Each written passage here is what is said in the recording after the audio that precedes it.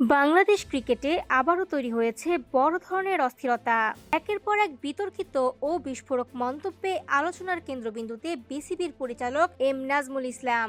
সবশেষ ক্রিকেটারদের বেতন ও ক্ষতিপূরণ নিয়ে তার মন্তব্যে ক্ষোভে ফেটে পড়েছে ক্রিকেটারদের সংগঠন কোয়াব। ঘটনার সূত্রপাত গত বুধবার। বিশ্বকাপে ভালো না করলে ক্রিকেটারদের পেছনে বোর্ডের খরচ নিয়ে এক প্রশ্নের জবাবে এম নাজমুল ইসলাম বলেন, ক্রিকেটাররা ম্যাচ খেললে ম্যাচ ফি পান, পারফরম্যান্স অনুযায়ী অর্থ পান, এতে বোর্ডের কোনো লাভ বা ক্ষতি নেই। এমনকি তিনি প্রশ্ন তোলেন, ক্রিকেটাররা ভালো না করলে বোর্ড কি তাদের খরচের টাকা ফেরত চাইবে? এই মন্তব্যের পরই তীব্র প্রতিক্রিয়া জানায় কোয়াব।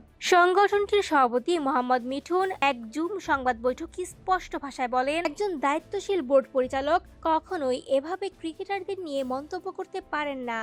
তার ভাষায়, এই বক্তব্য শুধু অশোভনীয় নয়, ক্রিকেটারদের সম্মানহানির শামিল। প্রতিবাদ হিসেবে কোয়াব সরাসরি এম নাজমুল ইসলামের পদত্যাগ দাবি করেছে। শুধু তাই নয়, দাবি মানা না হলে সব ধরনের ক্রিকেট বয়কটের হুঁশিয়ারিও দিয়েছে সংগঠনটি। মিঠুন জানান, আজ বৃহস্পতিবার বিপিএল এর ম্যাচ শুরুর আগেই যদি পদত্যাগ না আসে, তাহলে কোনো ক্রিকেটার মাঠে নামবেন না। এ ঘোষণার পর রাতভর ক্রিকেটারদের টিম হোটেলে বিসিবির কয়েকজন পরিচালক বৈঠক করলেও কোনো সমাধান আসেনি। বোর্ডের পক্ষ থেকে কেবল আশ্বাস দেওয়া হয়েছে, তা মানতে নারাজ ক্রিকেটাররা। আজ সকালে মিঠুন আরো নিশ্চিত করেন, ক্রিকেটাররা তাদের অবস্থানে অনড়। তার ভাষায়, নাজমুল ইসলাম দায়িত্বে থাকা অবস্থায় মাঠে নামার কোনো সুযোগ নেই। আজকের ম্যাচ না হলে সংবাদ সম্মেলনের মাধ্যমে পরবর্তী কঠোর কর্মসূচি জানানো হবে।